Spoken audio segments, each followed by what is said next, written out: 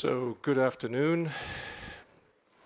4 weeks from now, the British government is going to host the International Recovery Conference for Ukraine, the third of its kind.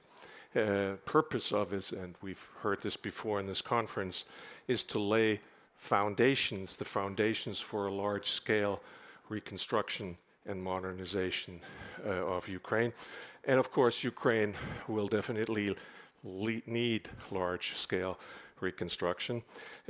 Size of the country, the size of the destruction, also the attempt by Russia to turn this into a failed state that it can better control needs to be addressed and countered. Ukraine, I would say, needs help to help itself.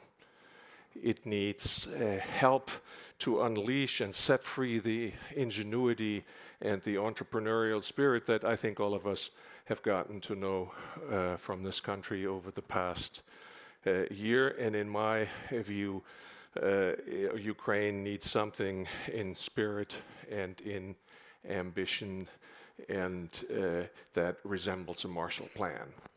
Now, last fall, GMF, which, by the way, itself is a living memorial to the Marshall Plan, presented an early blueprint of what the Western effort to aid Ukraine could conceptually look like. You can see it over there in yellow.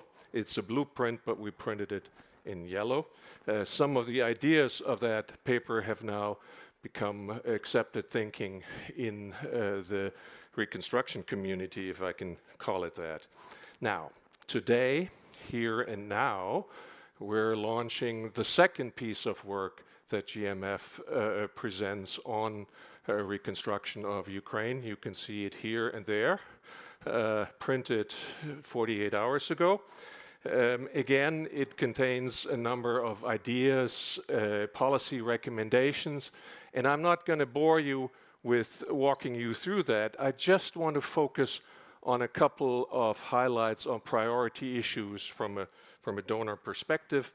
The first is war insurance. We've heard from the Deputy Prime Minister just a few minutes ago how important an issue that is. No country can be rebuilt on public funds, certainly not a country the size of Ukraine. So investment is needed, private investment, foreign direct investment, and for that to happen, some investment security needs to be there. Security, predictability, we call it the security recovery nexus. There needs to be security assurances in order for large-scale reconstruction to happen. And on the other hand, we need to de-risk investment, and for that reason, GMF proposes in this blue paper a multilateral investment trust fund to help, at least initially, to make it easier for investors to invest in Ukraine. The second element is energy tradition, and again, we've heard from the Deputy Prime Minister how relevant this is to Ukraine. Infrastructure, as we know, is damaged, is shattered, and it would be good to rebuild it in accordance with EU decarbonization goals. In that way, destruction can be turned also into an opportunity by leapfrogging toward a net zero future. In our paper, we propose that Ukraine enter some of the EU flagship climate programs and policies sooner than its EU accession process would success in order to jumpstart this process. Third, Russian assets. Difficult topic, frozen public assets around 300 billion. We suggest that the Europeans do what they're currently discussing, which is temporarily invest this money with the proceeds going to Ukrainian reconstruction, and at the same time prepare an international claims conference to make Russia pay, but in a legal and in a transparent way that directly aids those most affected by the war and the aggression. Fourth, accountability. Pretty clear continued aid must be conditioned on continued reform, especially anti-corruption reform. And to ensure that, I think it's paramount that we find a way for civil society to sit at that table. They somehow need to participate in this process. Hasn't been the case so far, so we suggest a civil society advisory board to this process. Final point, donor coordination. Western countries have made significant progress over the past few months. G7 has established a donor coordination platform. Now it is time to better equip this mechanism, to make it stronger, to add a strategic center to it. I think there's work to be done for that donor coordination process to be successful. So to sum up, 5 points: war insurance, energy transformation, Russian assets, accountability, donor coordinations. That, from a donor perspective, would be a pretty good priority list. We think recommendations that would enable, would work as an enabler to set Ukraine on a path to rapid recovery and to deliver hope, to uplift the Ukrainian people, to successfully integrate into the European economy. Long-term growth is needed, and we hope that will be a contribution to it. So please take a look at the paper. You can access, first you see it over there, you see it here. There is a QR code with which you can access it. And if you're interested in it, have questions, and even better, have suggestions to us what we should or shouldn't do, should or shouldn't say, should do next, then please stop any GMF staff that you can get a hold of. Okay, so with that, it is time for me now to invite to the stage Odile Renaud-Basson. She is the president of the European Bank for Reconstruction and Development, and I have the pleasure to ask a couple of starting questions to her before we enter into the next panel. Madam President, welcome.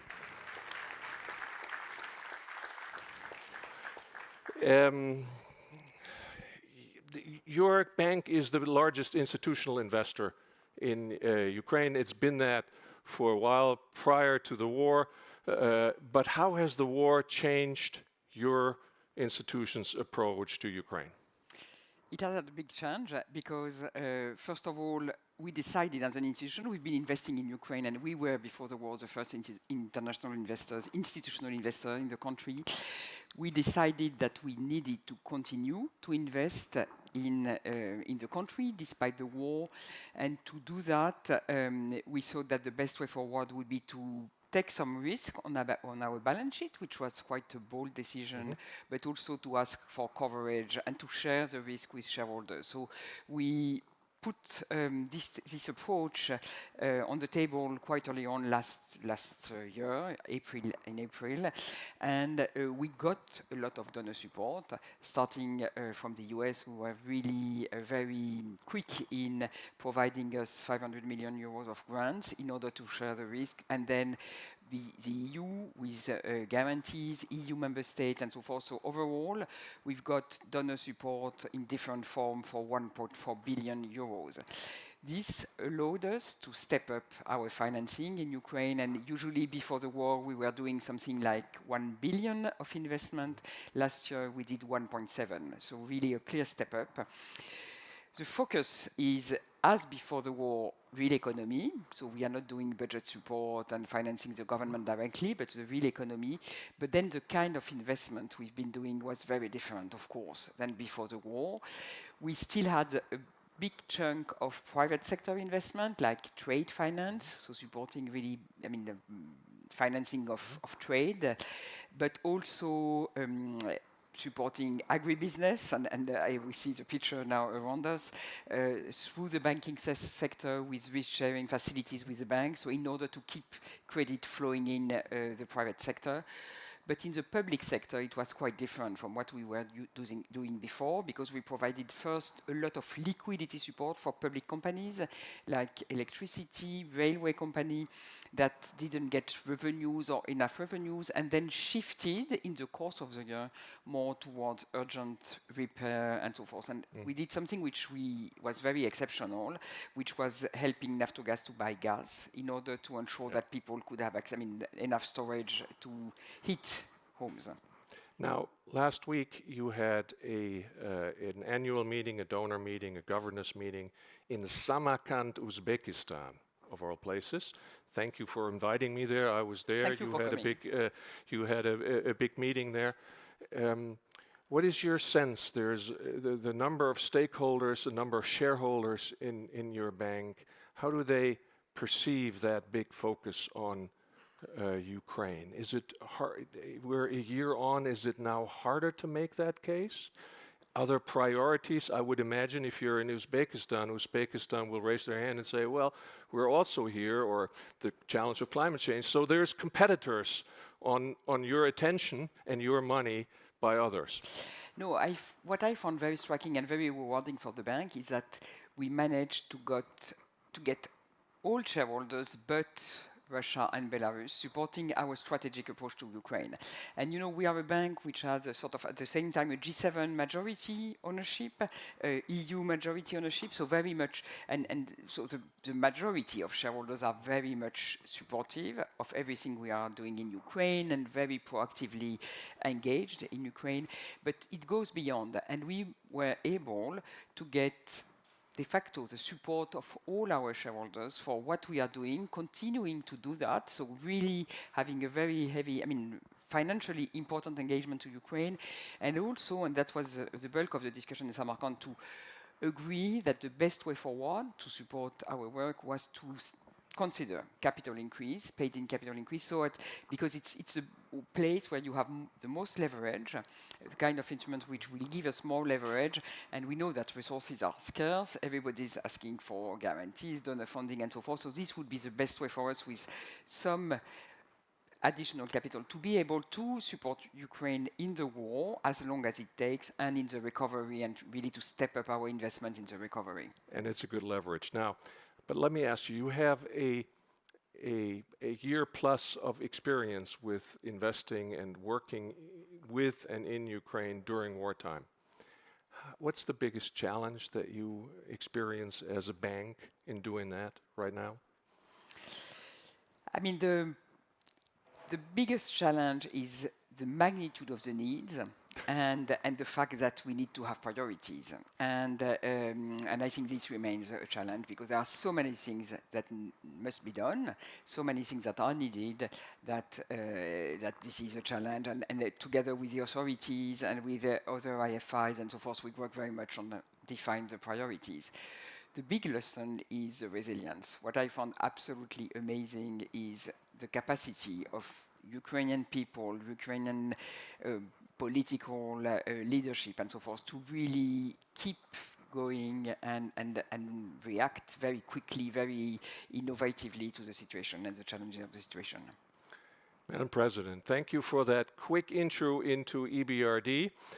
We will continue with the panel. You may also sit down. I'm going to go off the stage, but not without introducing to the stage Maria Tadeo, who is the Europe correspondent of Bloomberg. Maria, take it away.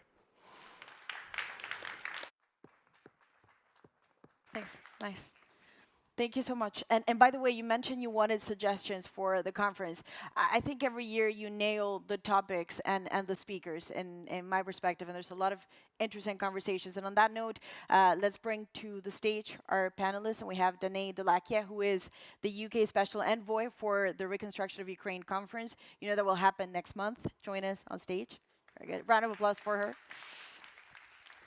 We also have joining us Pierre Heilbronn, who is in many ways her equivalent for the French government, also focused on the reconstruction and relief. You had a conference this year. It went pretty well. We're going to talk about it in more detail. Thanks. And last but not least is Goran Buldovsky. He is Executive Director at Open Societies for Europe and Central Asia. Please join us on stage. Thanks very much. And of course, Madame Odile Renard-Basso, she's still on stage with us. Thanks very much. The question, I guess, the first one, and this will be for you, Madame Delakia, it's you're working on this conference in London. It's in a month's time. There has been a number of them. What is your top priority, and where are you hoping to achieve in specific terms beyond the abstract of the reconstruction of Ukraine? Thank you. Well, before answering that, I'd just like to say a huge thank you to the German Marshall Fund for inviting me to this conference. I have a new appreciation for all of the effort and energy that goes into this sort of thing from the work that I'm currently doing on the Ukraine Recovery Conference. And I'm also very grateful for all the thought leadership of the German Marshall Fund, including the new Towards a Marshall Plan for Ukraine report, which is excellent and contains a lot of that deep substance I think collectively we really need. So the sort of the headline-y way of describing the Ukraine Recovery Conference would be that we're drawing together the international community, the private sector, and civil society in support of Ukraine's long-term recovery and reconstruction, breaking down the barriers to business investment and showcasing Ukraine's reform plans. But as you rightly said, that's just headline-y stuff. What does that mean in crunchy detail? Well, in crunchy detail, we've got through this conference really to build the tools and the mechanisms and the long-term delivery means of ensuring that this is a proposition that has short-term horizons, medium-term horizons, and long-term horizons. We've got to be thinking about Ukraine's immediate early recovery needs, whilst at the same time thinking about the foundations we need to have in place to support the medium and, of course, the long term. So in practice, we want very much to get the business sector deeply involved and enmeshed in engaging properly now in this endeavour that we governments and international organisations, EBRD, that we've all been working on because this proposition is too big for governments, it's too big for the banks, it's too big for the donors. We need to ensure that we're all collectively working on this proposition in a very concrete way. So we will continue to build the enablers for that long term. That includes development finance institutions working together to make the best use of concessional capital to invest where the risk is highest. It means aligning ourselves on insurance, and I think during the course of this conference there's been a lot of talk about war risk insurance, and we absolutely need to work collectively as one for war risk insurance and de-risking initiatives so that together we're coordinating our efforts and unlocking that private investment needed to support Ukraine's reconstruction needs. And we've got to work together, and again, this has been a subject of this conference. I've heard the words energy recovery repeatedly during the course of this event. We need to, not just take Ukraine as it is, but take Ukraine as it wants to be in the future, and that includes a resilient, efficient, decentralized and clean energy system as a foundation for the economic revitalization and long-term growth of Ukraine. And underpinning all of that, of course, reforms. Absolutely need to recognize the importance of strong reform measures and ensure that Ukraine feels like an attractive and transparent investment environment. So we're working as co-hosts with the government of Ukraine and with all of our wonderful international partners to really use the Ukraine Recovery Conference to tell that reform story, to build that business confidence and to showcase progress in the areas I've just mentioned, but in so many more. So I'm really looking forward to diving a little bit more into all of that in this conversation just now. And just very briefly, because the conference will happen in London, and by now it's obvious that, well, the UK and Ukraine have built quite a strong relation over the past year. Some will say it's a special relationship, a bond that's been formed between the two countries. What do you think that is, and will that be reflected in the statement and the language that comes out of the conference? Do you want to reinsert that? A lot of the line from the UK is Ukraine has to win this war, and then we'll build it.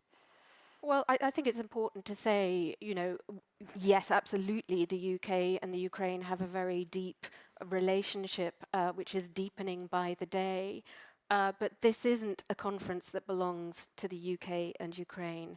This is a conference that belongs to all of us, because it's only by working together really closely as an international community and taking all of these challenges and solving them one by one that we can really make a difference in this situation. So we're not going to be bigging up UK, Ukraine too much in this conference, although we really do enjoy a fabulous relationship with Ukraine. This is really about all of us working together. And it speaks to that unity that has come up repeatedly in these conferences.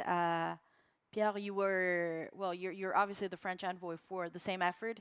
Paris hosted a conference on this topic. President Macron was there, your finance minister was also there, and they talked about, well, the need to match actual needs happening now, but also civil society and an overall network of companies that can already get to work. And then do not leave Ukraine. That was also the message at the time.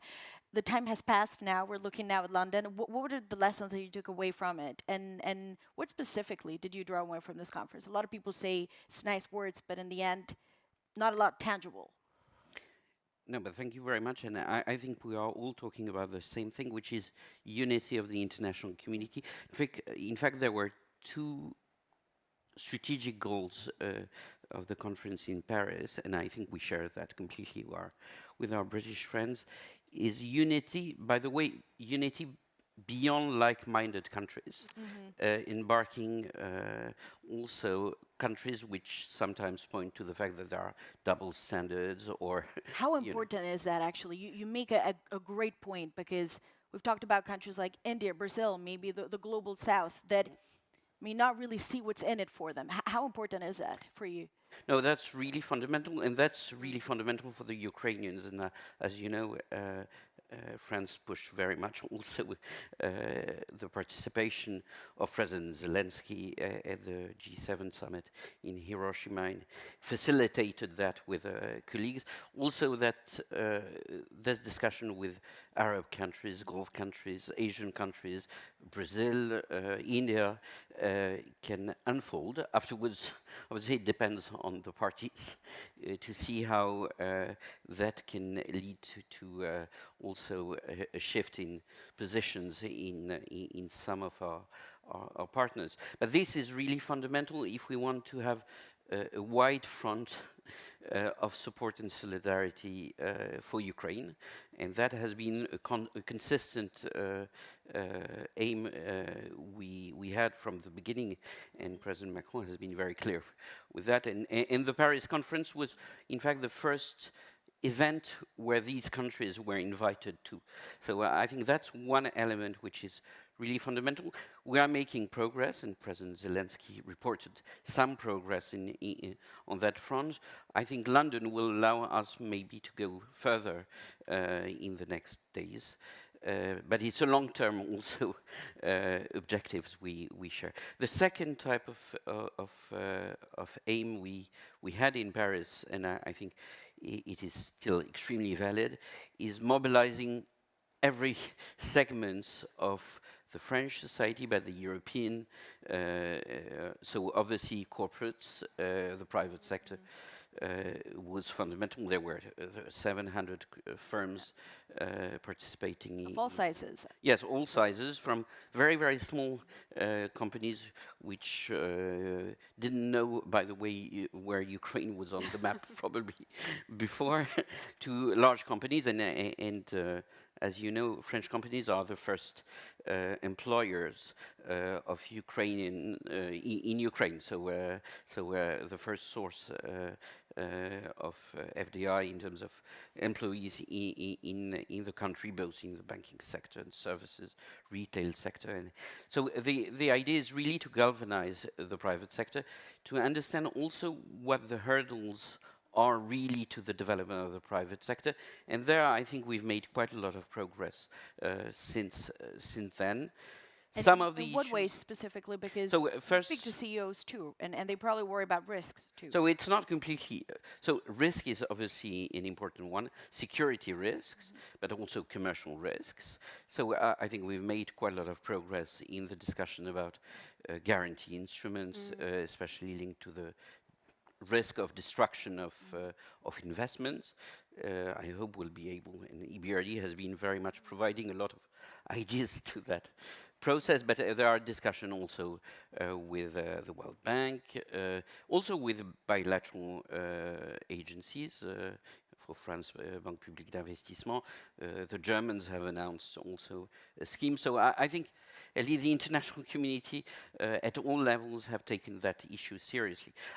I wouldn't be fair if I was not saying that these are important elements, but from the discussion with a lot of private sector companies, the most important element are the ones linked to business climate and to things which are not new. EBRD, as others, but has invested a lot of energy in trying to improve the business climate, the fight against corruption. It depends on institutions, it depends on people, it depends on also the civil society, and that's a very important element, because the best security or the best guarantee which can be given probably to the private sector that reforms which are done today will not be diluted or reversed in the future is the pressure of an exceptionally vibrant civil society in Ukraine.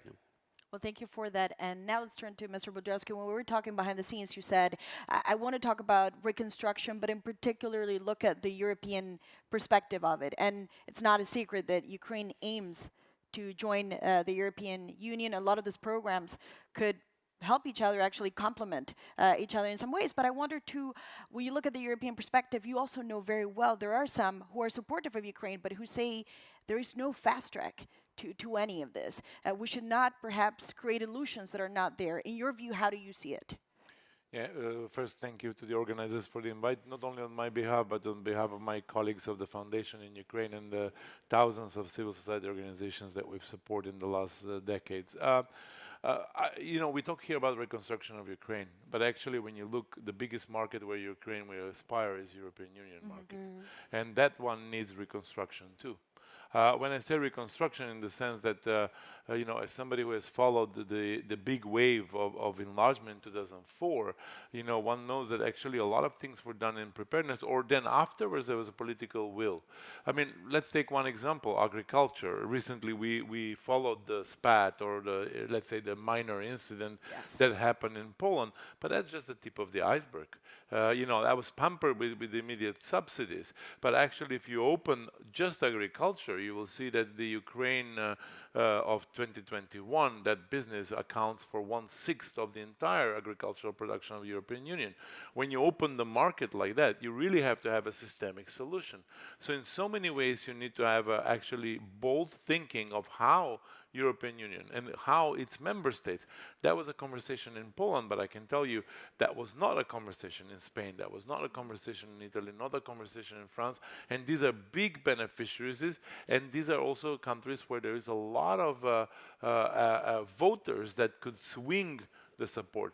So in some ways, to me, it's not a question. It's a question of the sort of what kind of integration we're talking about: economic, political, societal. I think the minimum is probably economic in whatever scenario, because the cost of non-integration is huge. We're not talking about that because we assume that that's something that we would never pay. In that context, I think there is a lot, particularly on European Union, but also others, to look and see more honestly about these policies and see what is the trade-off that they're ready to do also towards them, and what's the future structure of this market. I use agriculture, we could go with energy sector, we can go with a lot of different things. And as well in doing so, in particular with the European Union, accountability is a two-way street. When we really emphasize the transparency and accountability principles for the Ukrainian partners, we should not forget that there should be the same mirror image of those who are giving the money. And the last thing, colleagues particularly alerted me to this, speaking to the London conference, we speak now billions and trillions, it's a lot of money, we get lost. But not all money are the same. In this type of reconstruction, you have actually support that comes in cash, you have support that comes in equipment, you have also support that comes in a know-how. So it's not only about the total amount, but it's also the breakdown of this, because Ukraine and its partners have to agree of what's the healthy balance and how that will change over time, because we know that if you overdo one as opposed to the other, reconstruction may suffer. And for that, however, just to go back on this topic, you would need a certain consensus on a European Union level. You see von der Leyen's pushing very hard for Ukraine, but then yesterday, Viktor Orban repeated, I don't see Ukraine winning this militarily. They need to find an arrangement with Russia. How do you get to all of those policies without that kind of consensus, and how do you get to it, if you can?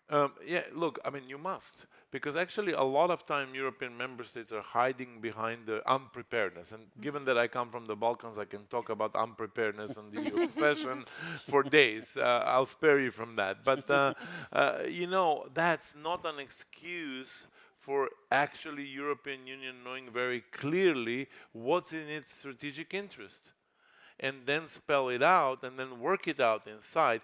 And to be honest, as somebody who actually changed, I moved out because our foundation was undesirable in Budapest and we moved to Berlin. I would say that's also very important when I talk about these standards and the double standard, that exactly means the conversations have to happen inside. Yes, deals may be made, but also the best value and proposition that the European Union has is also its own democratic setup. And when I say reconstructing, that also means emphasize rather than de-emphasize its own democratic DNA. Well, thank you for that. And there will be questions, by the way, from the audience if anyone has after this round of questions.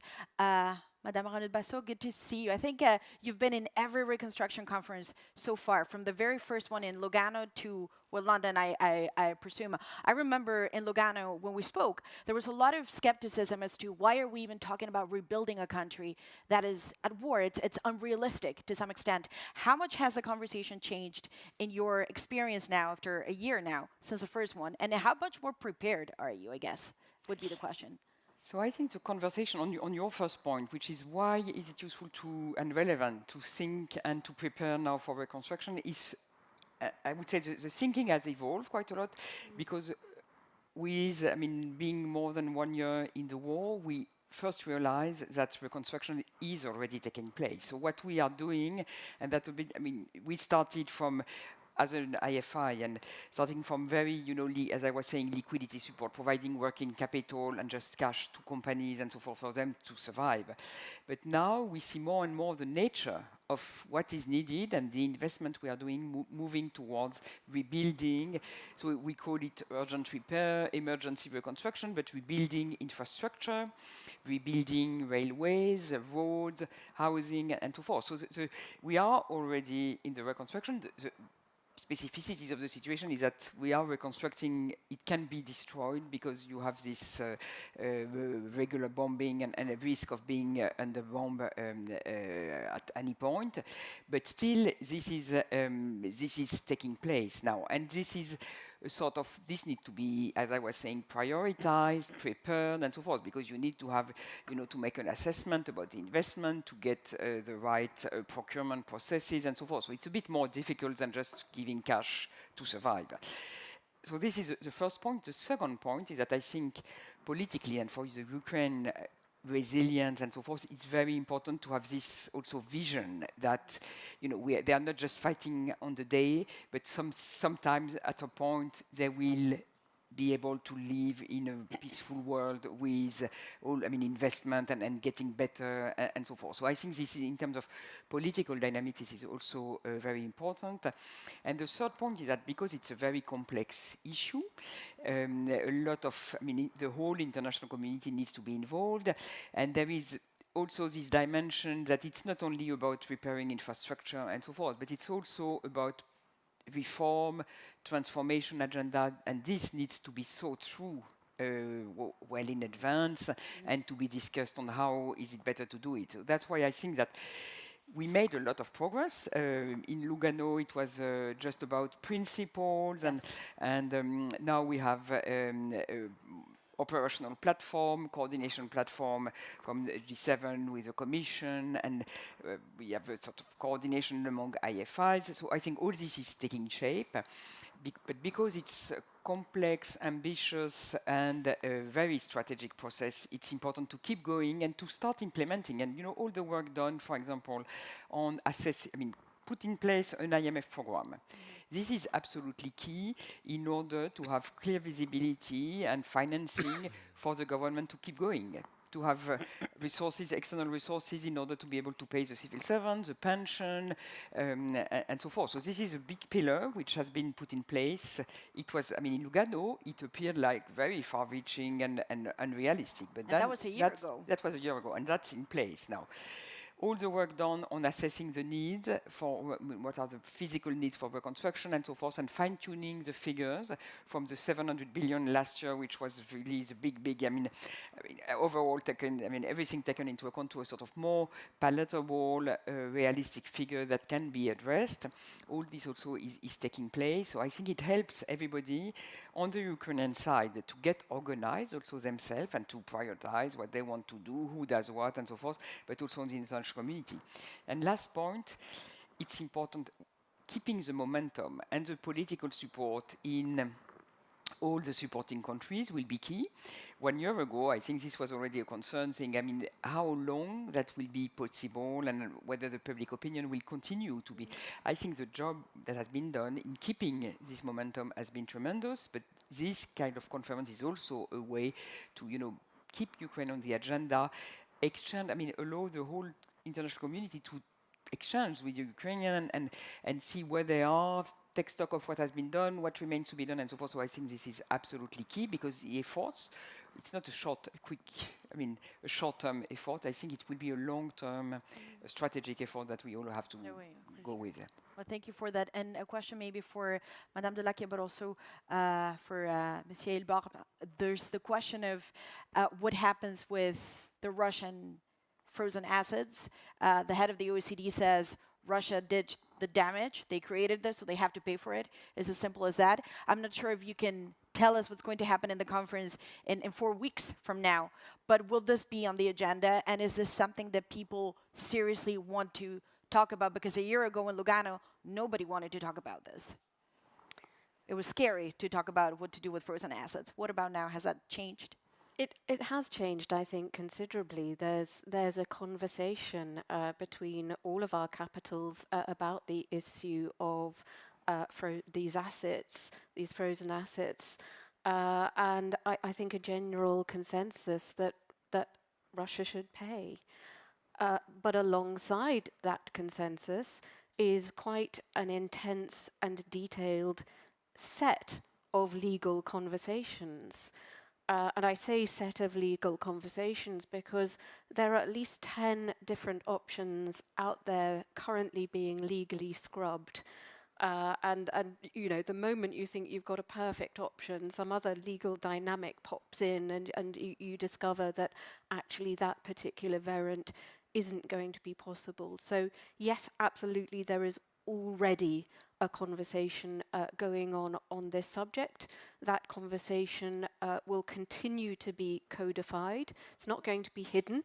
It's out there. The conversation will happen. It will be there at the Ukraine Recovery Conference as well. We will have meetings in the margins of the Ukraine Recovery Conference to see precisely what we can do together, and that conversation will continue and will yield fruit. It will not yield fruit quickly. This is a tough conversation. It's a really, really difficult nut to crack. As the German Marshall Fund report also sets out, you know, it's not an easy one, this. It will take time. But the conversation is very real, it's very tangible, it's happening. And I think collectively, alighting on a solution with which we all agree and which we can all take forward together is much, much more valuable than shooting off little initiatives here, there, and everywhere because it's quick. I think that's the easy way to do things. We need to do it the hard way, but the good way. And Pierre, would you agree with that? Yes, completely. And we are working very closely among G7 countries, but also among European countries. There is a process of looking at the different options based, which have been put on the table by the European Commission. So we are very constructively engaging, I think, all of us. The lawyers are very much in the lead on that, and as democracies, by the way, in countries which respect the rule of law, it's important also that we respect ourselves these principles. And to be fair, even it's if hard. the cause is morally more than grounded. So that's one point. The other point I would like to mention, also given the time frame which was mentioned, that it shouldn't also be seen as you know, the panacea, or it's a bit like war risk insurance, if I may. It shouldn't be an excuse also to look at the real issues of financing and reforms which are in front of us. So we are working on that, but I think it's very... It's 360. It's one of the elements which can finally contribute to some financing of the reconstruction. But I think it shouldn't distract also in the short term from the very important objectives we have to tackle. And now let's go to the audience. There's a lot of questions, so maybe we can bundle them together and put them to the audience because we're running out of time a little bit. We can start with you and then we put them together, perhaps. Sure. Josh Rudolph, GMF, Head of Malign Finance and Corruption. Thank you, Madam Special Envoy, for praising our research that just came out and the concrete recommendations, and for your points, Special Envoy Hildebrand, of the need for business sector, business climate reforms and making them irreversible. If you could just talk about, at URC next month, the scope that you have to not only speak to that and tell a good story, but as some of the statements at past URCs in Lugano and Toronto have done, to actually credibly commit to some concrete things that will happen before the next URC, as I think about the recommendations we have around reforms. Thanks. Perfect. And if we could put the... Thank We you. have a lot of questions and little time, so maybe we join them all. Thank you so much. Thank you for this conversation. My name is Alexandra Kudus. Today we heard a lot about people speaking about protecting human capital, but there is one word that I haven't heard nobody says, which is accessibility. And I wonder, because Ukraine, during the last year of the full-scale invasion, got almost 100,000 new people with disabilities. People right now who are protecting Ukrainian borders, protecting European values and democracy on the battlefield say to me that if they get injured, they would rather die than become permanently disabled. So I also, in the conversation with the President Obama a couple of weeks ago, he told me that he thinks that Ukrainian government is very busy right now with fighting the war and might not be thinking strategically about accessibility and infrastructure. So my question to you would be, who do you think should take this responsibility of thinking of Ukraine reconstruction accessibility? Are you ready to take this responsibility, because Ukrainian civil services also will be exhausted after the war? Thank you. Well, thank you for that. And briefly, if we put them all together, maybe we can, yes. Thank you. Peter Ark, Polish Economic Institute. I'm going to be very brief. Simple question. Do you believe that if Ukraine meets the specific requirements, it's going to become a member of the European Union? It's to all of you, because it's easy to play Orban as the, punchback here. Matthias van Heerl from the KU Leuven America Europe Youth Forum. I'm going to be very brief too. It's mainly a question to both special envoys of France and Britain. Of course, before the war in Ukraine, we experienced Brexit, which was, at least to me as a proud European, an amputation of a very good friend. And my simple question would be, can the reconstruction of Ukraine be the start of a new flourishing EU-UK relationship? It always comes up, and there's always a way to place it in at the back, and then we have to leave it because we'll be running late, and the session continues. Thanks. Thank you. Pavlo Bogachenko, GMF fellow from Ukraine. We have a lot of words of unity, coordination around rebuilding Ukraine right now. I believe short term it works, but we have a long way to go. We have many stakeholders from government, private sector, other institutions. So my question to you is how we make sure that this alignment between partners and Ukraine who owns the process keeps a long run, and how we probably can engage in this process of alignment, business and NGO sector. Thank you. Okay, so putting all of this together, the challenge now may be to perhaps pick the one that you feel you're better suited to respond, and then we'll call it a day on the session. But a lot of good questions, so worth taking the time. Who wants to start? Shall I have first? Oh, no, no, please do. Okay, first, on accessibility. If Ukraine goes on the path and following the EU standards, that will become actually not a requirement. It will be the way how it will build its own infrastructure. So in a way, we're not talking about here really clouds in the sky. We're talking actually about a set of standards that we not only believe, but also will live in. And that's why I think what the issue is can that be at the top of priority? Because also it has a pragmatic need in the country itself. And I think EU officials and Ukrainian officials probably should think about and then put it at the top of the list, especially knowing the reconstruction. On the EU-Ukraine question, my own opinion is that if today Ukraine was magically prepared, the answer would be no. Because actually EU also has not clearly made up its mind. But EU is very clear and working towards, and different member states towards modalities. And to be honest, they're very good proposals, all with flaws, stage accession and whatnot.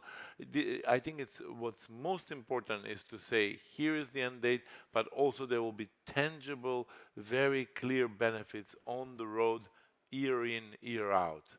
I think that will be actually most helpful also to Ukrainian people. Shall I go now? Yes. Great. Well, I'm not going to take the EU question, but I'll try and speak to the rest. Scope to speak on the reforms agenda. Reforms will absolutely flow through the URC. I think that the need that business has to hear reforms commitments, the need that Ukraine has to tell the reforms story, the importance of the EU conversation and the importance of reforms as part of that. Reforms will be absolutely flowing right through the bloodstream of the Ukraine Recovery Conference. There is absolutely no question of that, and it'll be tangible and practical. In terms of accessibility, absolutely, we really want to support and promote people with disabilities and a variety of other civil society concerns. And I think this is my opportunity to plug that we are having a Chatham House event on the eve of the URC, and we're engaging a lot of civil society through that event, which will be broadcast publicly, and we're inviting a number of civil society actors to the URC itself, and we want, again, for that civil society ethos to flow through the URC and for civil society voices to be heard. So please do look up on the URC website, the Chatham House event, if you're interested in that. Brexit and the flourishing of our relationship. Well, I think our relationship, it really is very deep, it's very strong, and it is indeed flourishing. And the work that we're doing together with our European friends could not be any closer, actually, at this point in time. We are one on this. So we are absolutely working together hand in hand. And my last plug is for, and this speaks to the business question, how can business get involved? How can business be involved in this for the future on an enduring basis? We have a business compact. The business compact is a means in which businesses of the world, well beyond those attending the URC itself, can sign up to supporting Ukraine, engaging in Ukraine, being part of the reconstruction across the different areas required by Ukraine. And by the act of signing up, businesses will get a flow of information from the conference onwards about the specific activities they could get involved in, the specific projects, the specific tendering opportunities, and our German friends who will be hosting URC 24 will absolutely be taking this work forward. So a very tangible way that business can get involved now is to sign up to the Business Compact. Please do.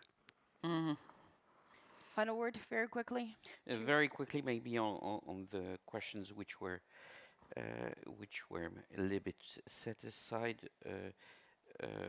So first on how we can put in practice also the objective on governance and on sectors which were mentioned. I think it's a very much a challenge for the G7 platform, which is linking the strategic vision about what should be achieved in the next 10 years, 5 years, 2 years, looking at also how we can align with a total Ukrainian ownership on reforms and policy reforms.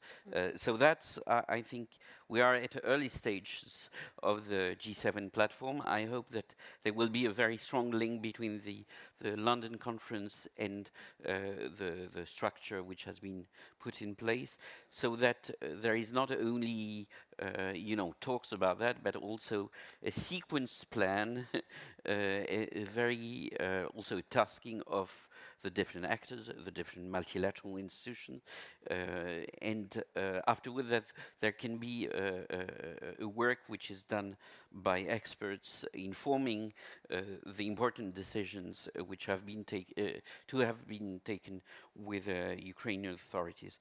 Obviously, one important element, and I'm happy I've been in the last 2 or 3 weeks in the US, in Japan, is that non-EU partners are very much considering that the core anchor of any reform is the EU accession process.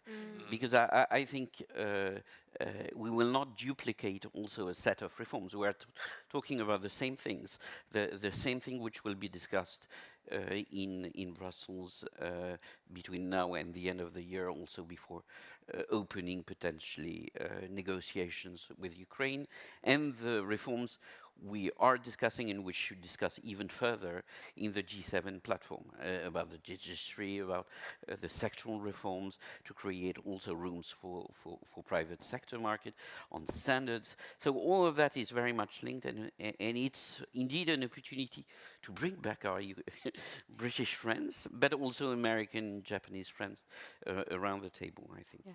Well, thank you for that. Odile, do you have a final thought you want to? No, I mean, just 2 points. EU accession, Yes. I think being clear and in the perspective is very important, because indeed it will be a big key driver of the reform. I think it's very important also to for the EU to be clear on its commitment, because the worst is, I mean, we see the damage in the Western Balkans. The situation is complex because also of local issues, but keeping it very difficult to keep the momentum and not create disillusion. So I think that we should have, I mean, you should really have that in mind in designing the process and the way forward. Second point, reform is still taking place. I mean, reforms, governance, focus on good governance is taking place. So it's not, I mean, we are doing some emergency, exceptional support in the war, but we still, this agenda very much on the forefront of what we are doing. So this is not something where we are going back to reform after the war, but it's taking place. And the measures taken, the steps taken by the Ukrainian authority also to strengthen anti-corruption institution and so forth have been quite amazing despite the war. And last point on how to keep the alignment of the different players. I think it's a question for all of us. including on the Ukrainian side, because what is striking is that during the war there is this very strong unity and clarity on this side. It will be, and I think it will be a joint effort for, I mean, on both sides, donors, international communities, and Ukrainian side to keep because the objective will be so ambitious and so demanding that keeping this unity and focus would be very, very important. Within the country. Well, on that note, thank you so much to all of you. You are late for lunch, but I think taking the questions was really worth maybe the shortened lunch, but food for thought nonetheless in other ways. Thank you so much. It's right there. And then after, of course, the Secretary General will be here. Thank you so much. Round of applause. Excellent. Very good.